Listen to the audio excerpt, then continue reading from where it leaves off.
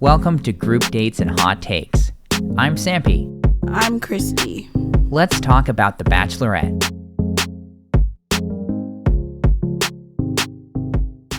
Hello, everyone.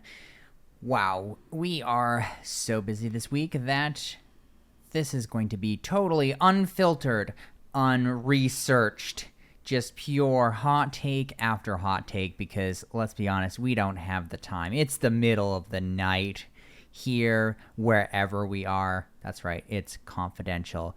But, Christy, hello, welcome, hi. Hello.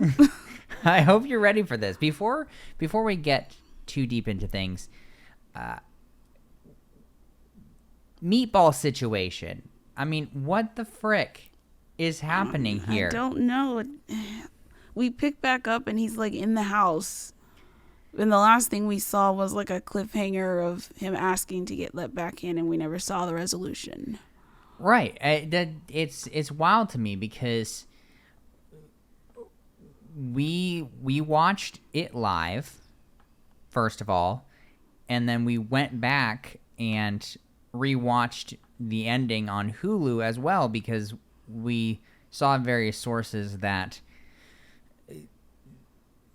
Meatball had gotten the rose, which, as people may remember, I speculated that he probably did get the rose just because even numbers and yada yada.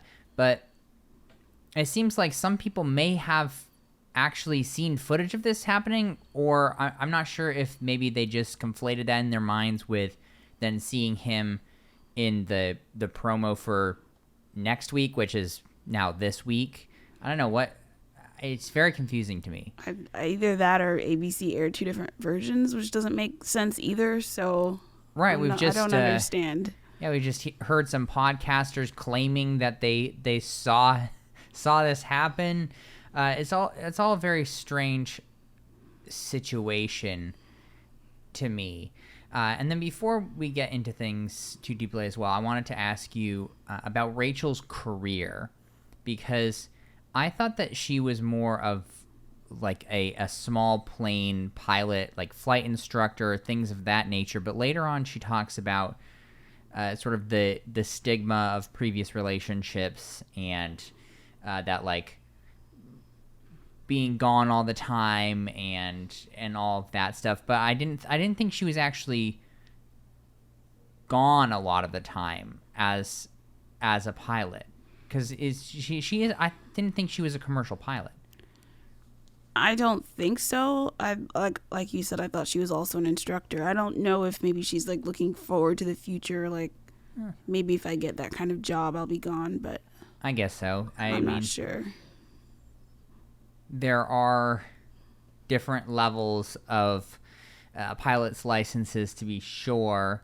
So maybe that will happen in the future. We shall see. But that's several years down the road at least. And in the meantime, we have a podcast to record and an episode to recap. So let's get into it, Christy.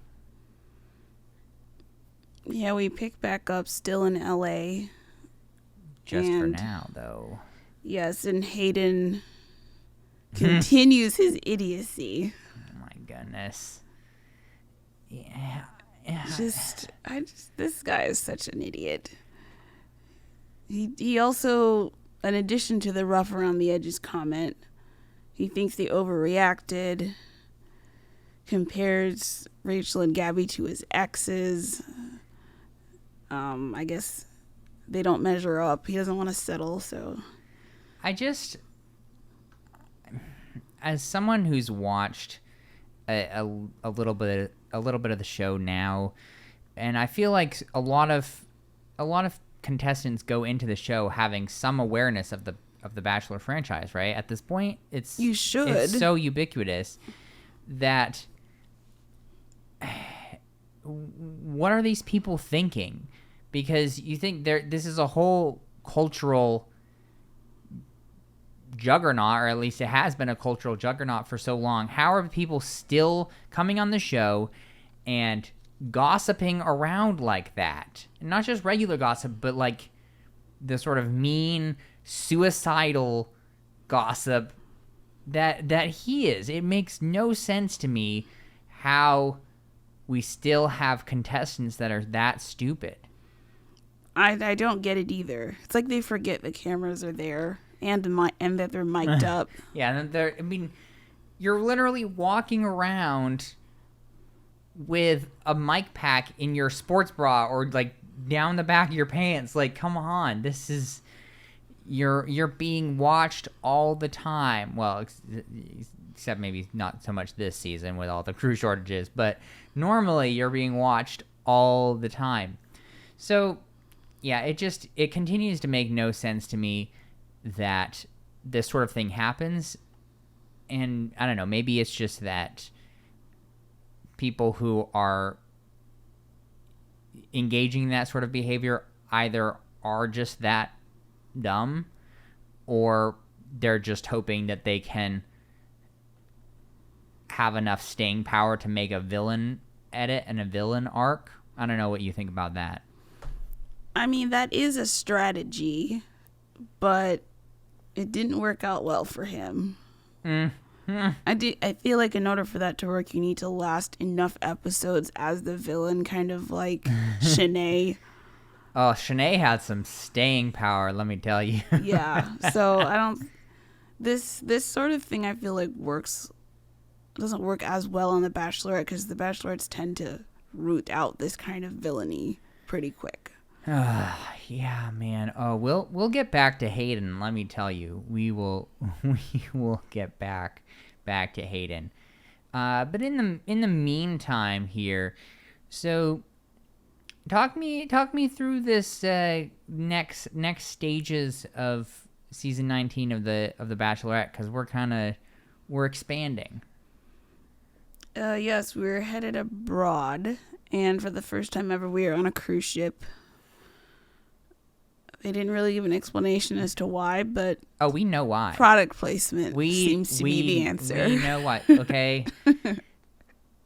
And I'm not gonna make the same mistake that I keep making in our Married at First Sight episodes, where I keep mentioning the brand with no compensation from them whatsoever, but a certain cruise line owned by Richard Branson, and yeah, they're just like, here it is, and it was pretty blatant. I mean, I was a little proud of them because I was like, oh wow, you're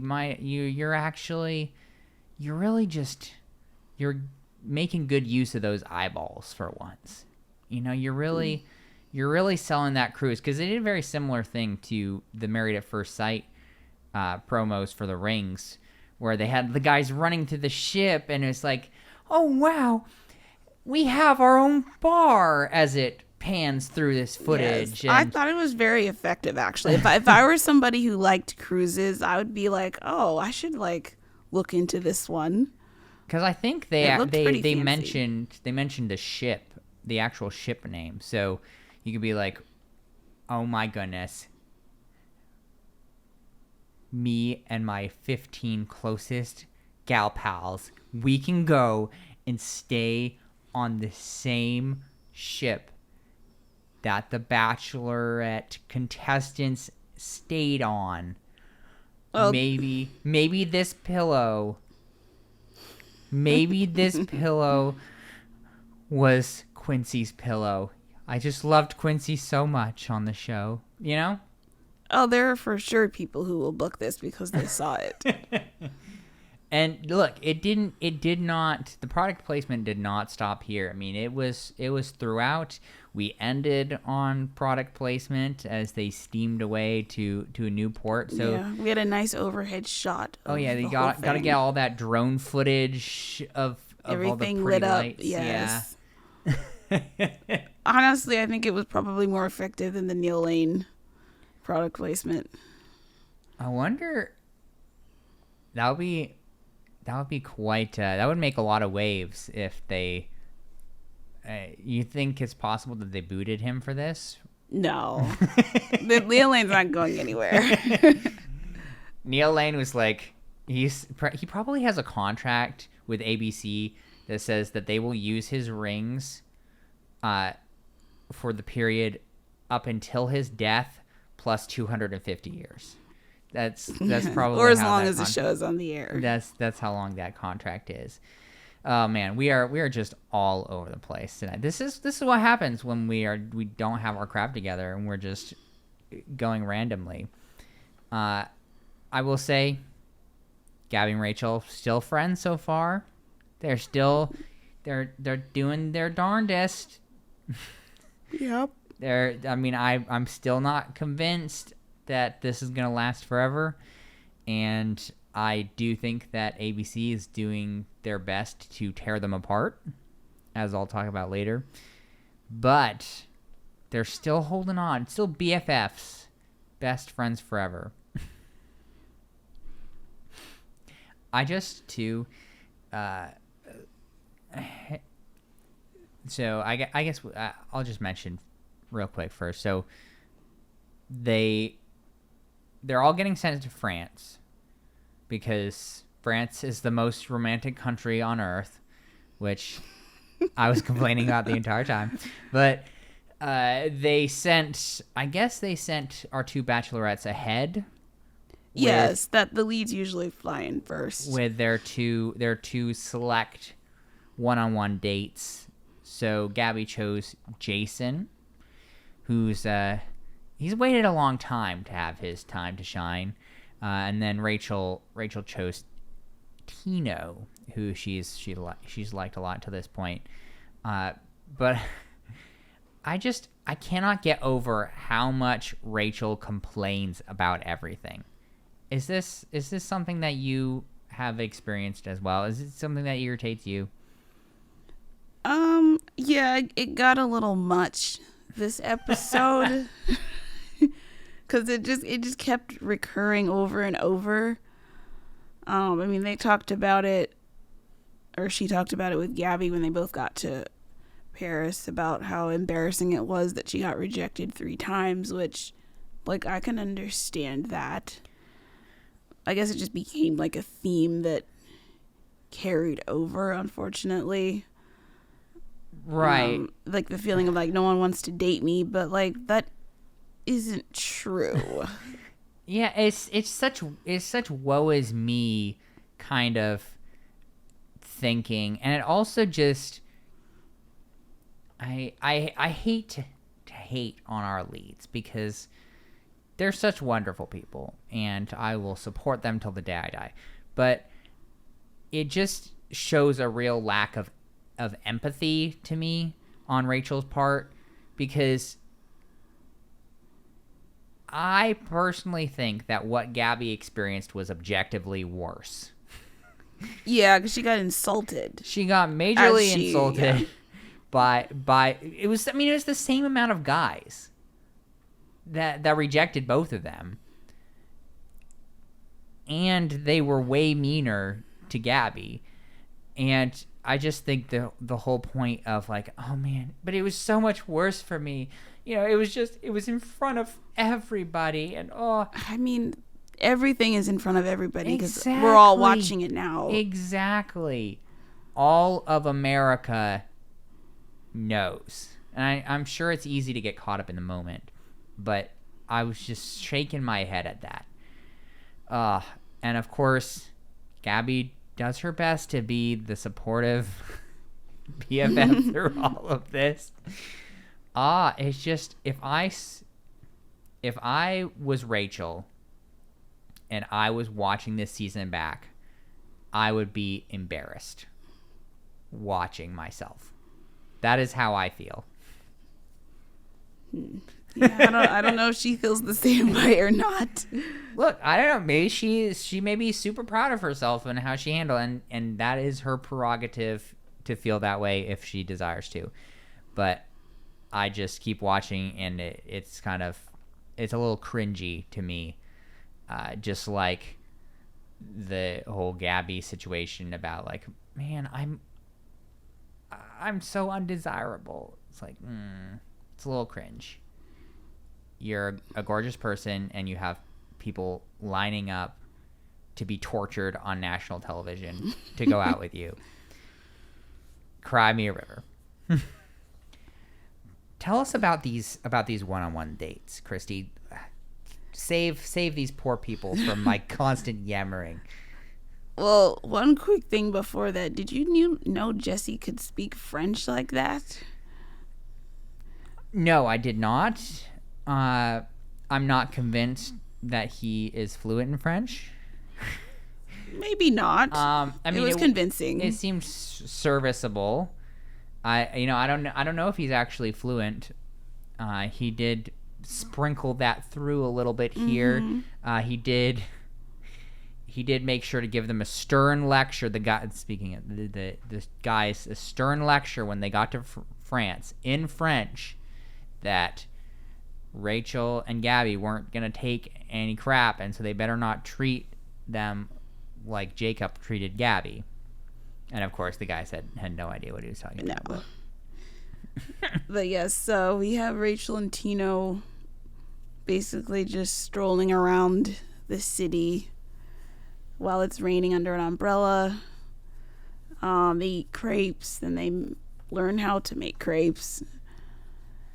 There wasn't much, I feel like, with this daytime portion. It was pretty standard. No, yeah, not for either of them. Lots of making out. Yeah, lots of making out. Gabby and Jason went to a French hat shop and got their heads measured and tried on some berets and other assorted hats.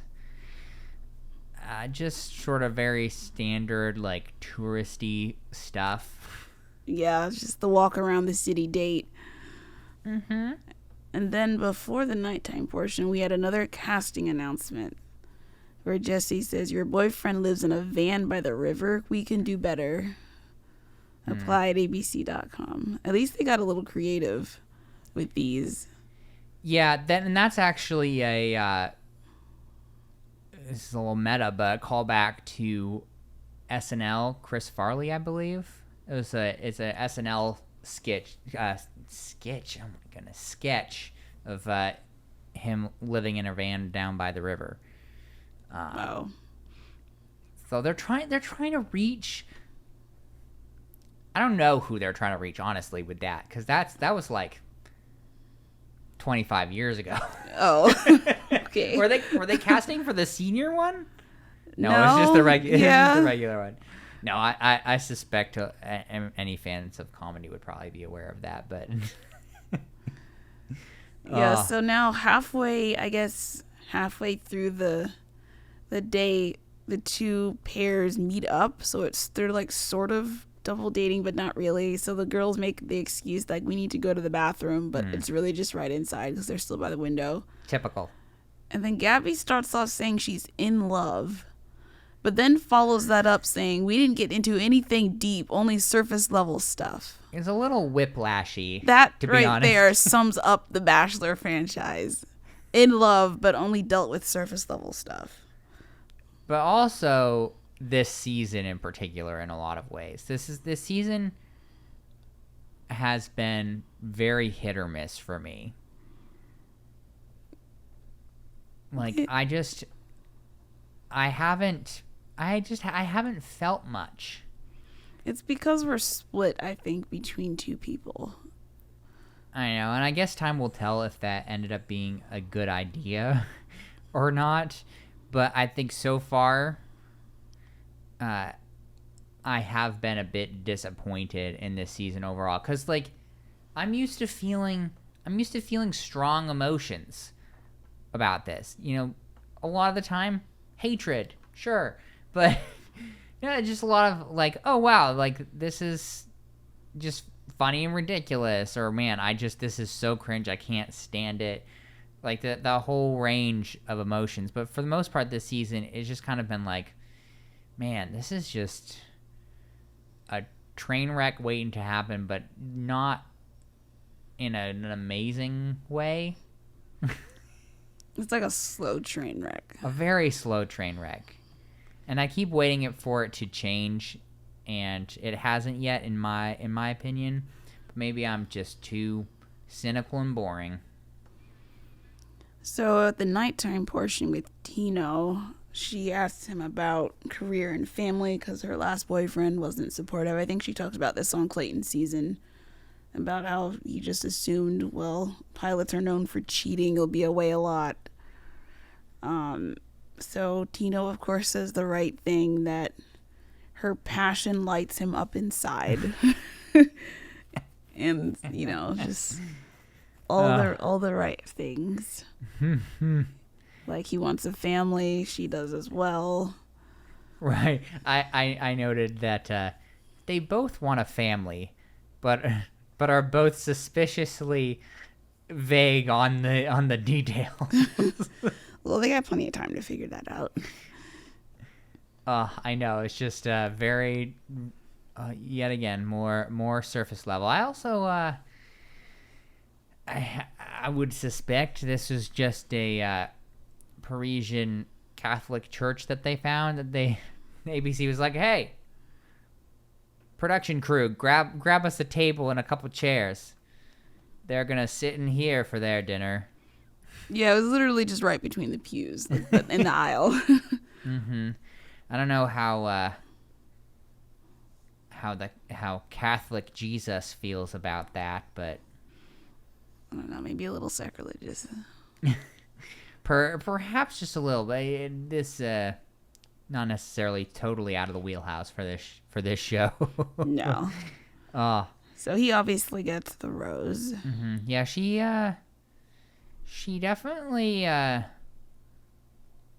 she could see this going places.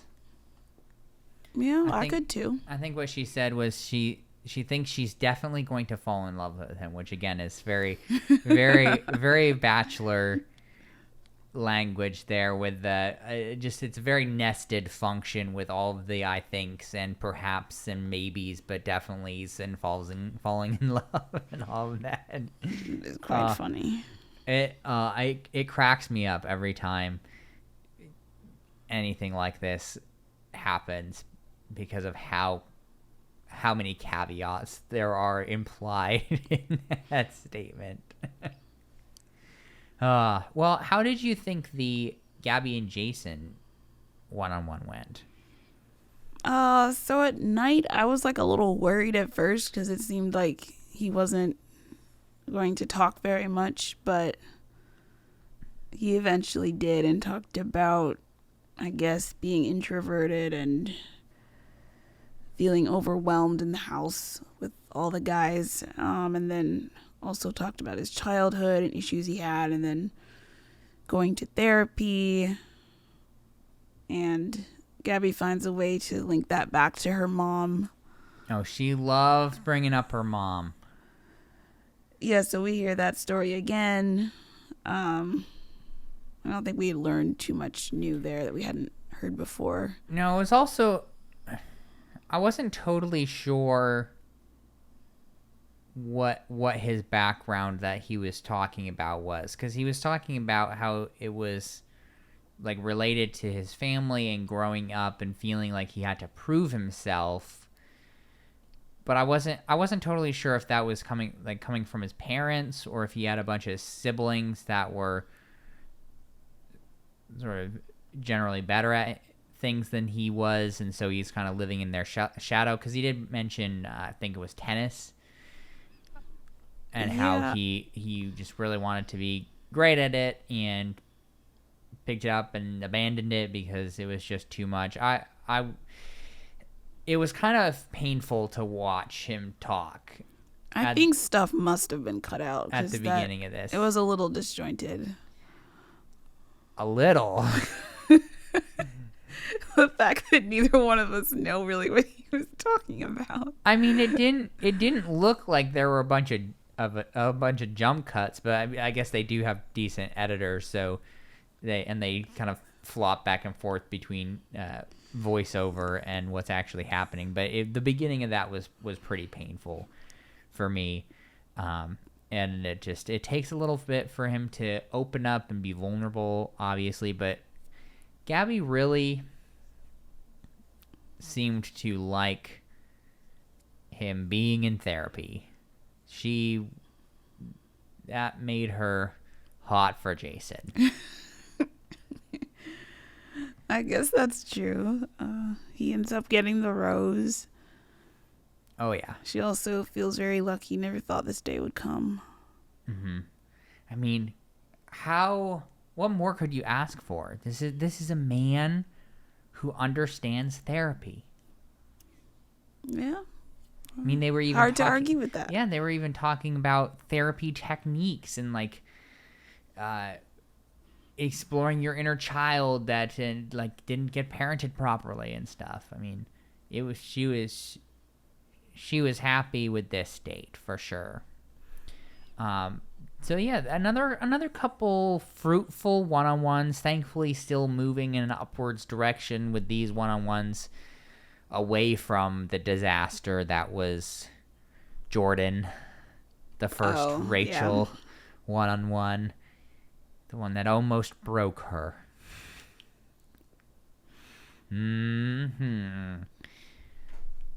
So walk us through this Gabby group date. So I feel like we didn't get a ton from Gabby's side actually on this group date, even though it was her group date because of everything that happened. Like it was also end. Very quick. Yeah, well, they had like a whole bunch of dates to get to this week because of the 2 Bachelorettes. So yeah, we got shortened versions, but this one is a boxing match where I guess whoever does the best gets a date, like a one-on-one dinner with Gabby. Right, but you can't forget an integral part of this date. It's not a boxing date. It's a boxing and vulnerability date. Because you have to box, but you also have to share your feelings with Gabby.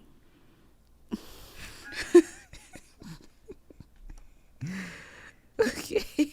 I mean, I'm not wrong. No, I think I just missed that part of the announcement. Like, I know that's what they ended up doing, and I was very confused. Like, why are they talking before they box each other? Look, it was very easy to be confused through this date because it did move very quickly. I mean, initially you just got a little. They will not pass up an opportunity for somebody to speak French. So of course they bring in a couple French boxers, boxing coaches, something, who train them in French boxing techniques. Okay, sure. And it was just it just moved very quickly because I mean you had it was just a montage basically. I honestly thought for a second that they were going to have a combined group date and have Gabby's men fight Rachel's men, but no, sadly that did not happen. It was just Gabby's men versus Gabby's men fighting each other. Yeah, Rachel's men were just there to watch. Mm-hmm. And let me tell you, she was pissed about it. Yeah, I didn't totally agree with all of this because she notices that the guys are paying attention to the fight instead of to her. And wow, that's totally out of character for men to be interested in sport. I feel like that was what they were supposed to be doing, though. Weren't they there to watch and cheer on the fight? But in Rachel's mind, this process is a short process, and I don't know. I think in these settings, you just have the sort of fraying ends of the best friendship from the perspective of, I think that these types of situations really enhance the jealousy levels between the two of them, meaning that the one sees what's happening with the other person or what they perceive to be happening with the other person, and they're like, oh, this isn't happening for me, and so it makes them upset because there's the grass is greener on the other side of the fence sort of thing, and I think it just amplifies. I also did think that, and I thought it an hour ago, and I still think it now, that it would not surprise me if the producers are massaging this storyline here, this episode. Like, I wouldn't be surprised if the guys were even told to just like, okay, you're just here. You need to just watch the match. You'll get your group date shortly. Just do that sort of thing. Because they're I don't know. I just keep seeing these things in this episode where I'm like, they know how Rachel reacts. I mean, we had her in Clayton's season sitting on the stairs of the museum thing in Iceland, bawling her eyes out. Like, we know how she is. And so I think they are targeting her. What do you think about that?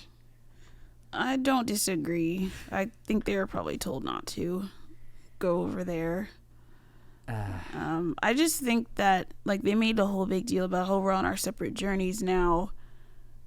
But they're not. With dates like this, you end up comparing.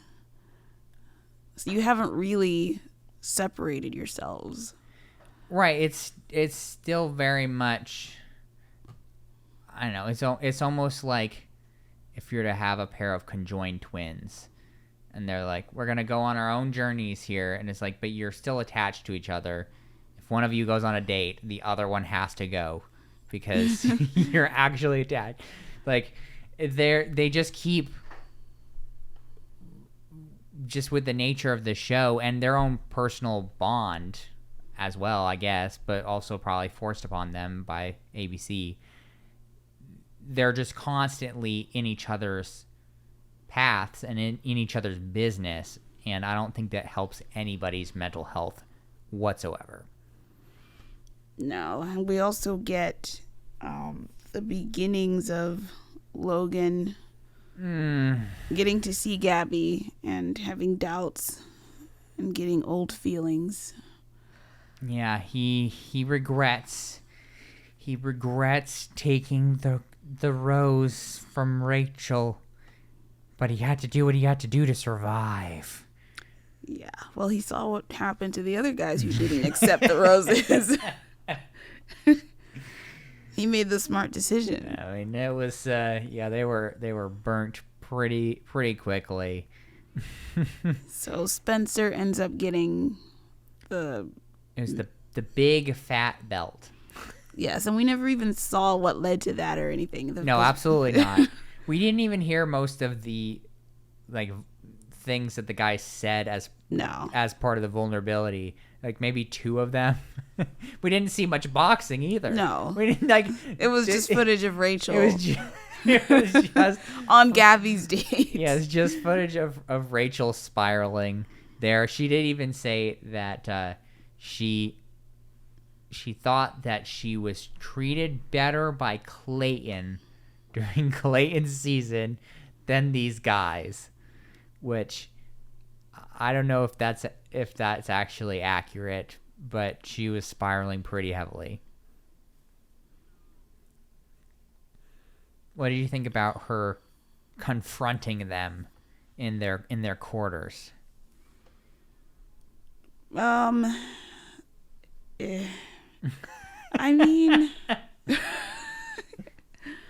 mean, she's very angry when she enters and talks about how no one made eye contact or came over to her, and I couldn't tell if maybe it was just editing, but it seemed like they didn't get a chance to respond to her. She just said her piece and left. That is what it looked like. She just came in, yelled at them, "I deserve better, you dumb idiots. How dare you?" And then left. Oh, man, she was having a rough day. Oh, a real rough day. Oh, but thankfully she's going to have a good day the next day. I don't know if it's actually the next day, but yes, on her group date.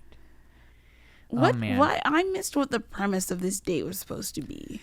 The premise was that they were at this romance school, and they were given romantic tasks to complete because France is the most romantic country. Okay, that explains all the weird stuff we saw then. Right, exactly. I mean, they had a range of tasks, all of them super weird. Yeah, the first one was flirting, which most of the guys just decided to dance. What a bunch of weirdos. And then Logan is said to her, "Kiss me," and she says no. Hayden kissed her cheek, and she kind of I don't know, pulled away from it. Ethan decided to crawl up to her. He was just crawling around on the floor. It was so funny. And then there was pretending to French kiss their hands. No, they weren't pretending. They were French kissing their hands, and it was gross. Okay? It was a little disturbing. I hope none of you, our dear listeners, actually saw that. Hopefully you had to go to the bathroom or get a piece of cake or something, because that was disturbing.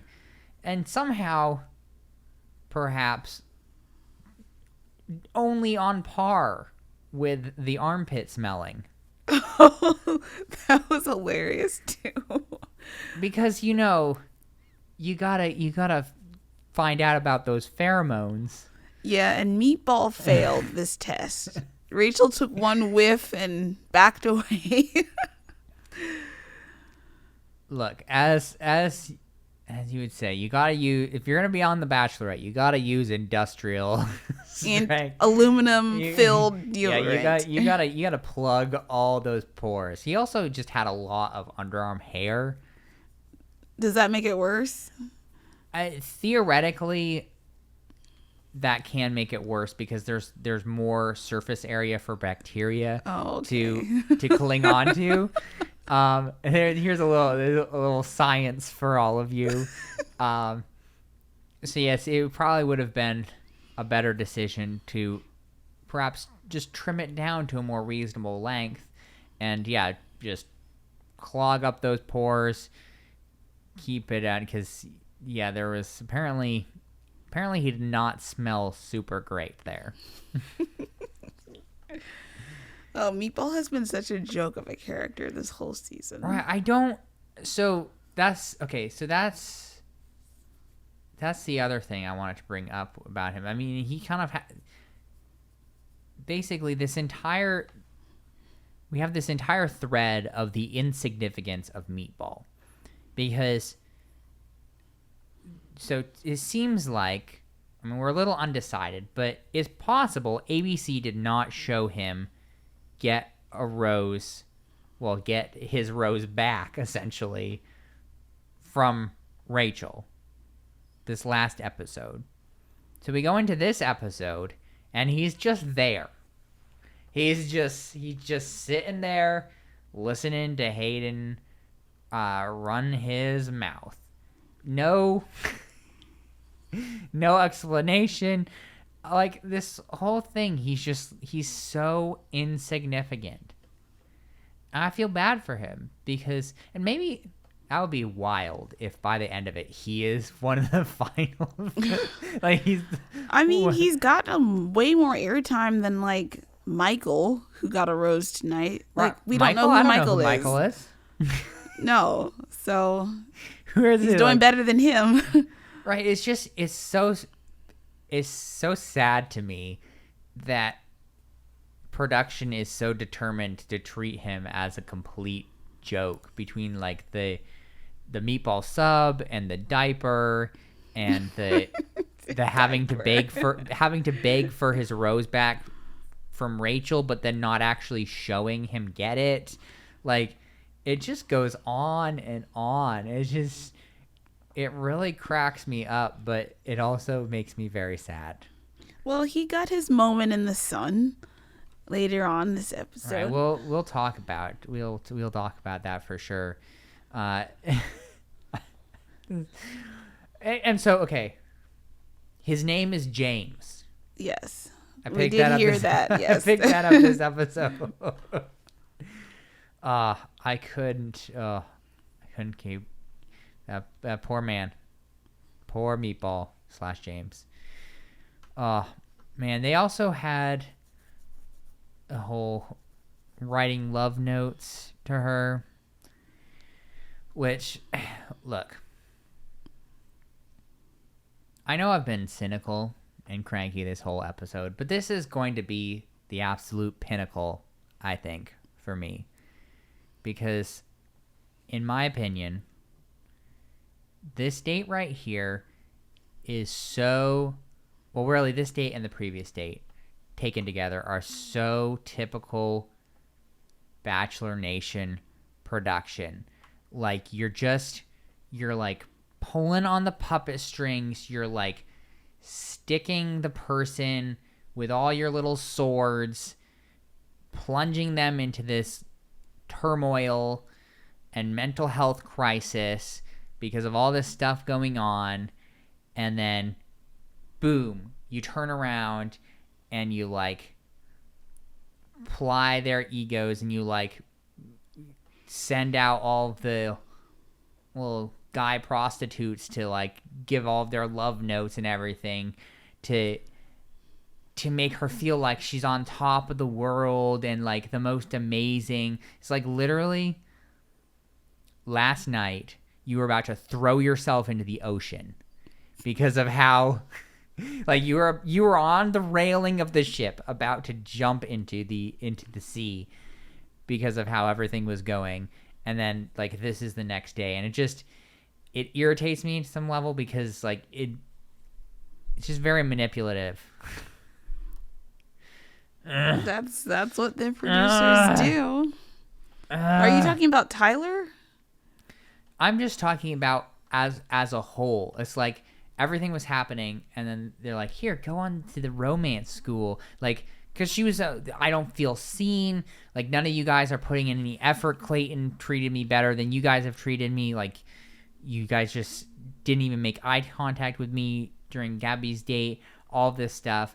Like, so much instability. And then, like, here, no, look, see, you're loved. Everybody loves you. That's part of crafting a storyline, though. I'm sure they have, like, storyboards spelling all of this stuff out.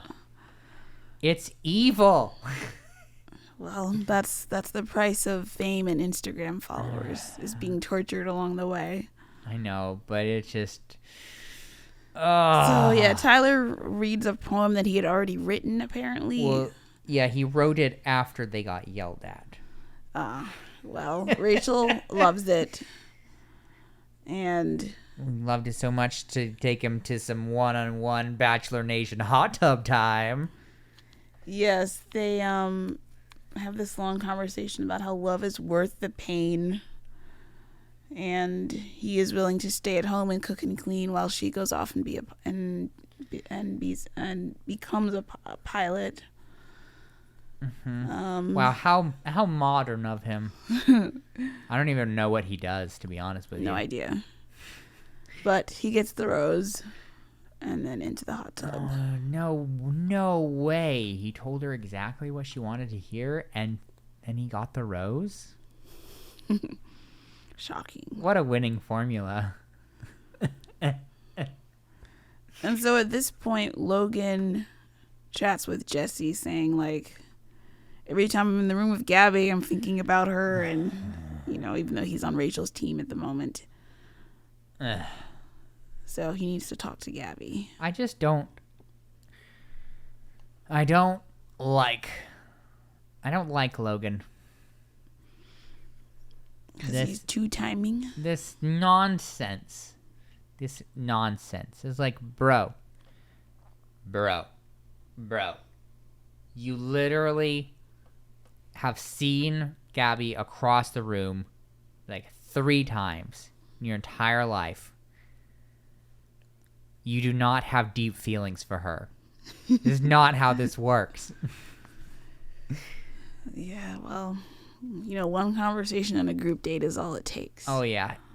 He wants a do-over. He wants a different path. But will he get a chance to even talk to them? Explain how he feels? Who knows? We'll see. So, in your opinion, did the cocktail party officially start? Yeah. Okay. Yeah. What did you think of Gabby's dress? It was a pretty color. It was low cut. It seemed like she got caught in some ship machinery or something. Ripped a bunch of it away. I mean, it was a plunging neckline. I don't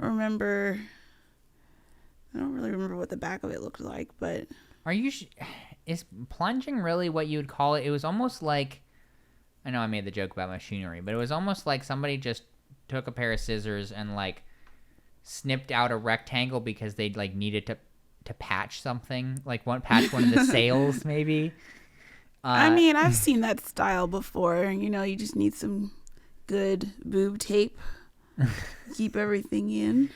I know there were a few moments later on where I was like, man, this is getting real risky.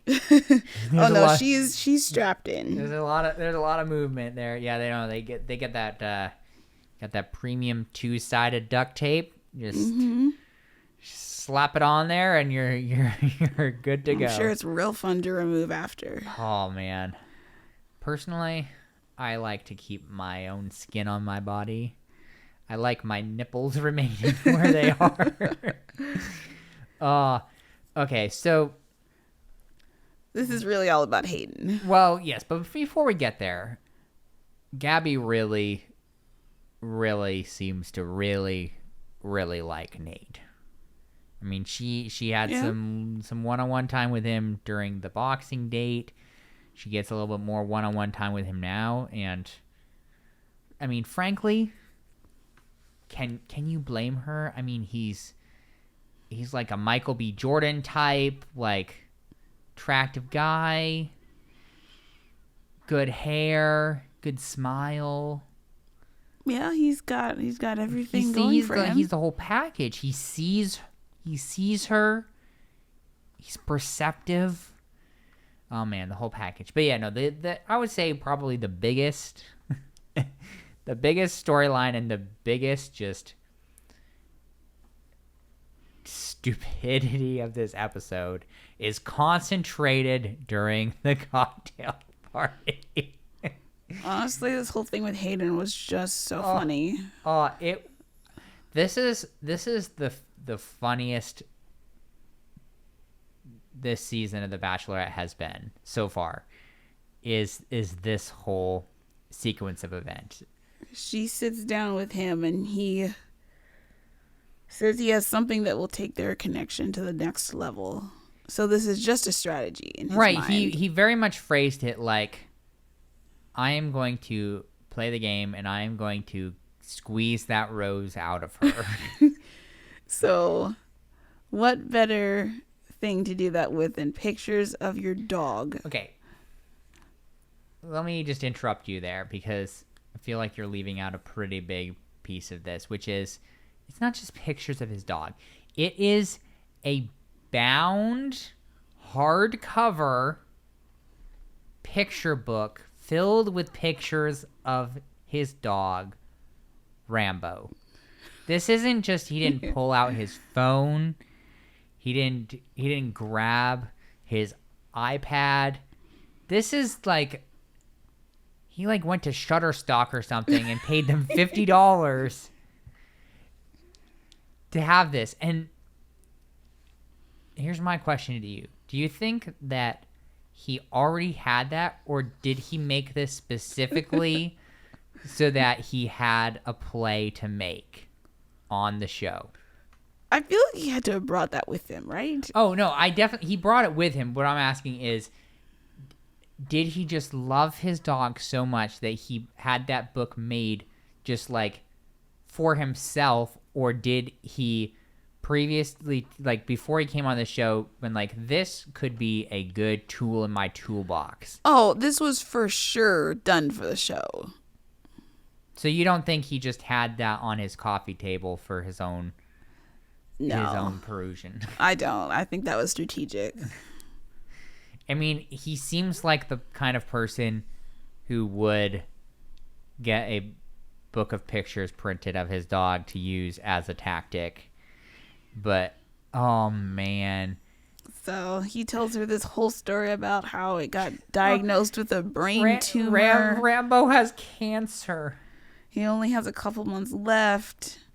Something about radiation and basically like collapsed part of his skull or something. It was part of me feels bad because this really is very hilarious, and it's sad that it's so hilarious on the back of like a creature suffering. Yeah, the dog dying is not the funny part of this. Oh, absolutely not. But the funny part is the book and the fact that he brought his dog's alleged cancer duck that was like a duck toy that accompanied his dog to all of the chemo appointments. Yeah, I was very confused what the cancer duck meant, but the cancer duck is just his dog's toy that was a comfort in trying medical times. You don't understand the slog, the emotional turmoil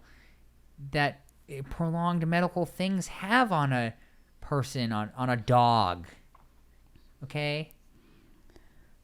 Well, he then brings this whole thing home by saying that because things are so dire with the dog, you know my intentions are pure because I wouldn't be here otherwise.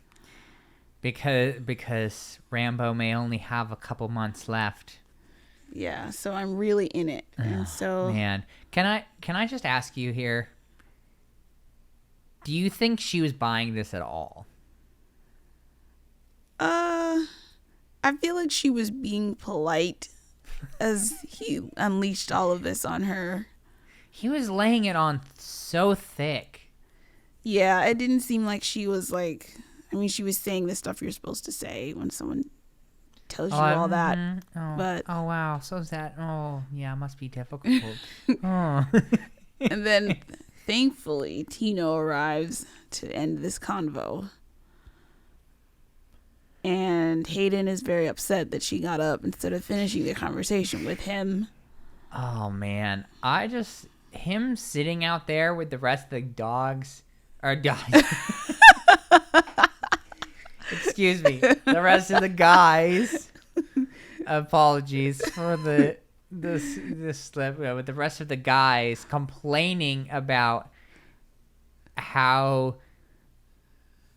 he just pulled out all the stops for her and how rude she was and how he just didn't feel good coming out of that conversation.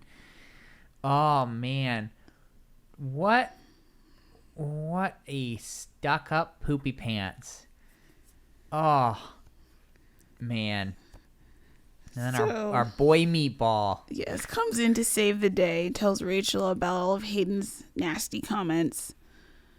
It was so funny seeing the look on Rachel's face as he said all that stuff. Like her processing all of that, getting angry.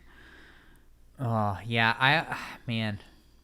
Between all the stuff the producers have been doing to Meatball, and then I just feel like almost always the person who brings attention ends up getting screwed.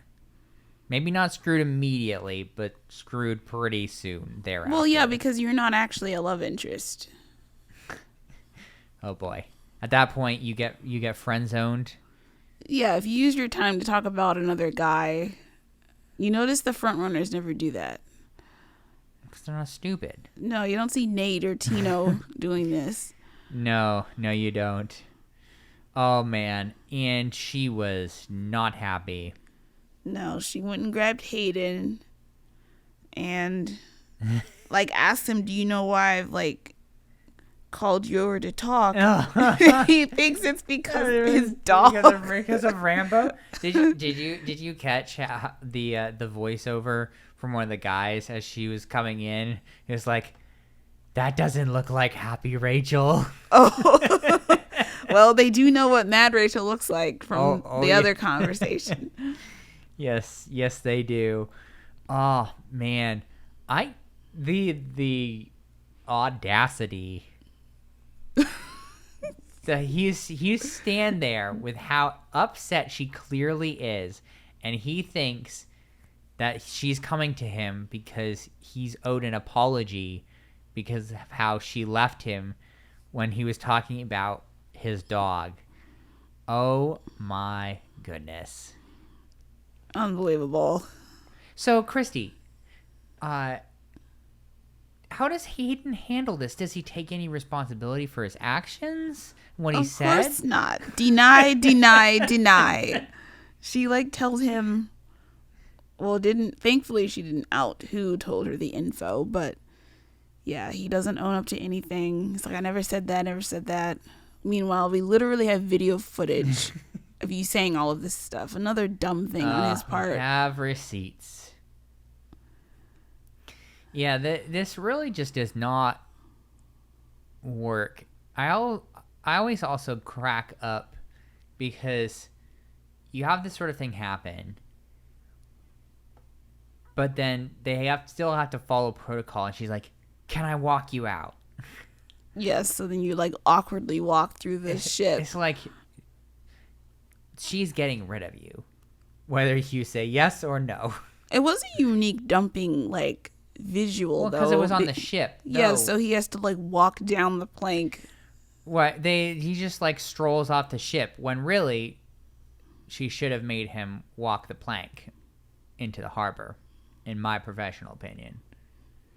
You mean instead of the nice walkway? Well, yeah, look, if he's gonna be so terrible, she should behave like a pirate and have him have him walk the plank. Wouldn't that be way more exciting? Wouldn't that be a show worth tuning into? Or just dumped overboard or something.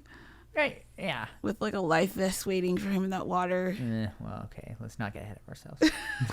No, I'm kidding.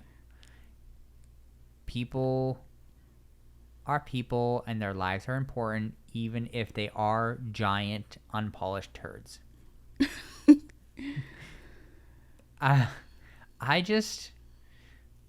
It just continued to, because they ITM him after, once he gets off the ship, of course. And this may be the stupidest thing I've ever heard as I've watched Bachelor shows. This is a quote from Hayden. I really wanted this to work, but I want Rambo more.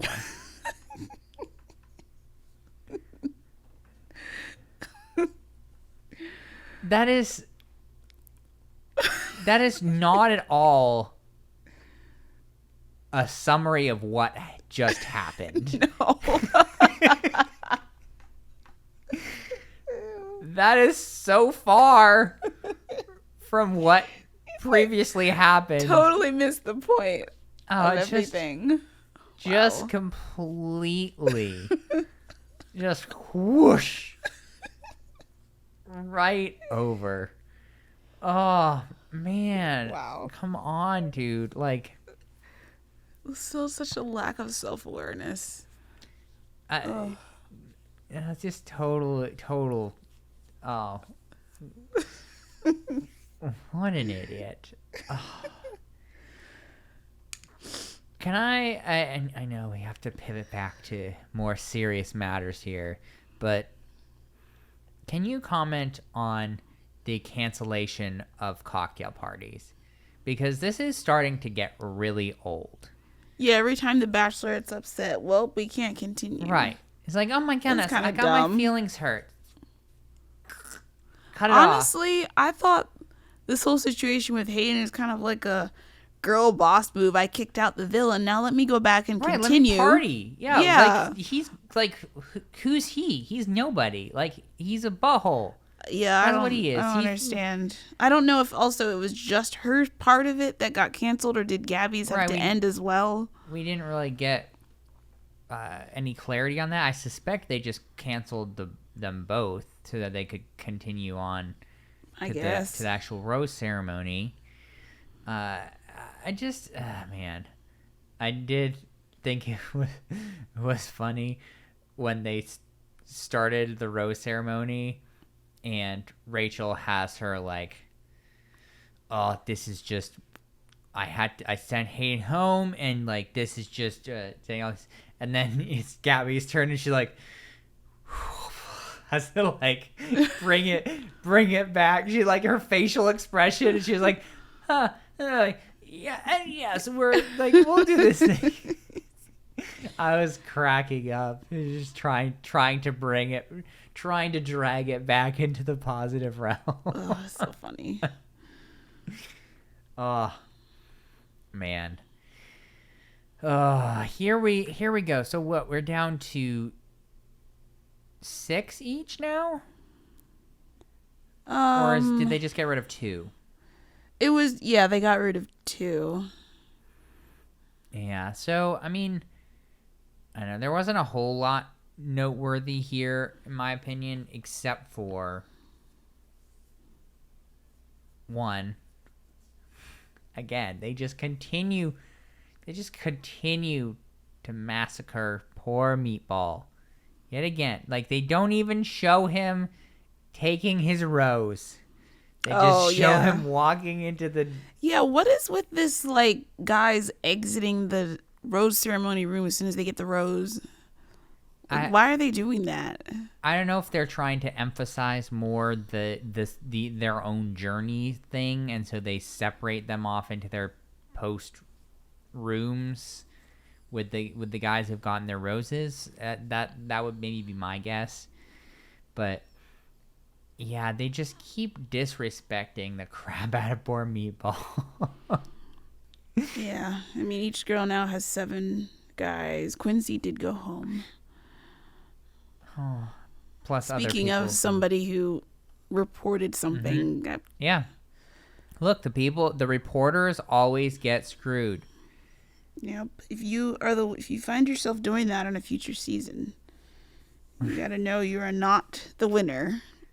Okay, I will keep that in mind and will not report anything when I go on to The Bachelor next.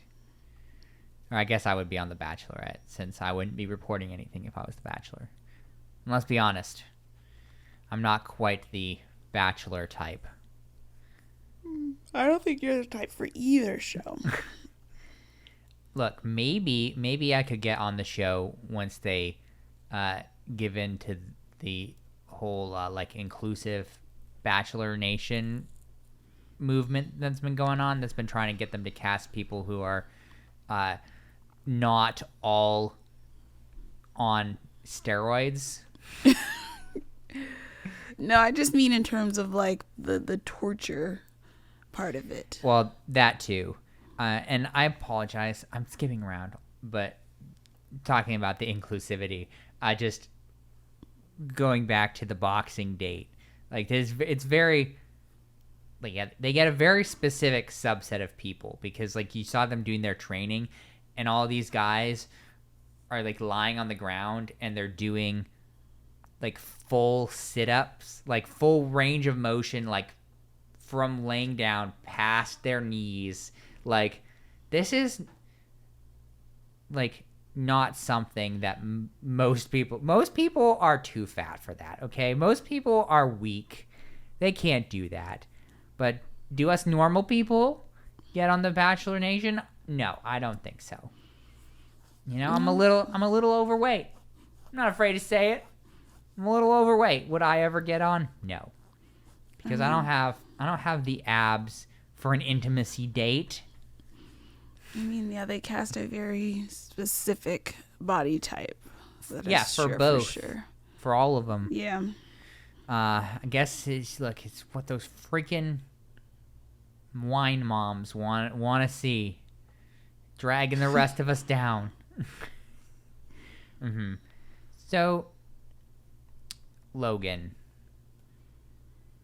Oh, I forgot about him. Yeah, he's ready to switch sides, but for some reason didn't say anything.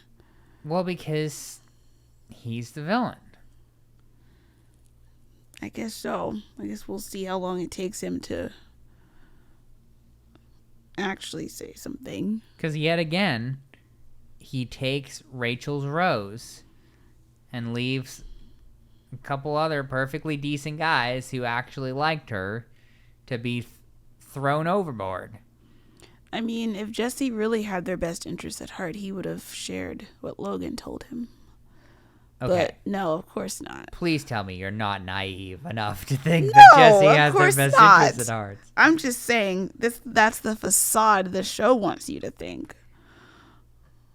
But no, he's going to keep that conversation to himself. I'm going to give you some cold hard truth right now, Christy. Jesse just cares about the massive paycheck he's getting. Oh, of course. Oh, man. Well, that's basically the conclusion to the episode. I mean, we get to have all of our cast steam away to our next port on our product placement vessel. Yes, Belgium is next week. Mm-hmm. And then we also had the pleasure of seeing Gabby and Jason stomp grapes and then drink it. Ugh. That was fun. Ugh. I also,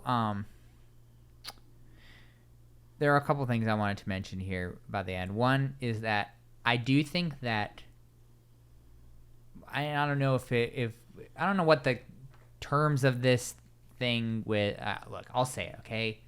They're on board with Virgin Cruises now. I don't know what the terms of all of that are, but I will say that for once, that's really smart product placement in my opinion, because one, I'm sure they got compensated in some way. Like, I don't know if they got the rooms for free or Virgin paid them or how that worked exactly, but also, man, compare that to putting up all of the cast in Paris, in this major city in Belgium where they're going next. Like, I don't know how many places they'll end up being, but presumably they're kind of taking a bit of a European tour. Like, from a financial standpoint, just brilliant. From a logistics standpoint, brilliant, because you have all of the food, lodging, you have all the necessary conference rooms all aboard the ship. I mean, generally speaking, cruises are on the cheaper side. Like, it's brilliant. All right, I hate to say this, I really do, but what a brilliant business play here on the part of ABC, and as you were noting earlier, I'm sure it's probably worth it for the cruise line as well, because people do like to go on cruises, and if The Bachelor is associated with it, I'm sure that will get butts to see as well. I mean, wow. And then the other thing was, can we please stop spoiling things in the previews? Like, just show us the usual crying and nonsense. Like, I don't even want to mention what it was, because I don't want to spoil things for our listeners. Okay, that's how much I care. But yeah, it is annoying. It is very annoying. I mean, that's kind of an issue I've always had with, like, even network TV, with, like, scripted shows. There'll be a preview of the next episode, and it's like ruins the entire plot. Doesn't make any sense to me, but all right. Well, I thought it was fitting that I would end our episode recap with a praise as well as a criticism of ABC. Gotta keep it balanced. I want it to be balanced here. Oh, as far as kisses, pretty productive. 23. Yeah, we were getting some serious face sucking action here, making me uncomfortable as always. Especially Rachel and Tino. Ugh. I don't want to think about that. Oh man, yeah, they like to get after it. Lots of kissing. Christy, how can people get in contact with us? You can email us at groupdatespod@gmail.com, or follow us on Instagram and Twitter at groupdatespodcast. Mm-hmm. And leave us those 5-star reviews on Apple Podcasts. Yes. You know, I have just been having a real blast, Christy. Gotta say, it is so fun to watch The Bachelor and recap with you. Oh, I feel the same way. These have been the best couple years of my life. I don't think we've even been doing it for a couple years, but it feels that long. January of 2021, so. Oh, wow. Year and a half-ish. Wow. What longevity we have. Well, we will head out.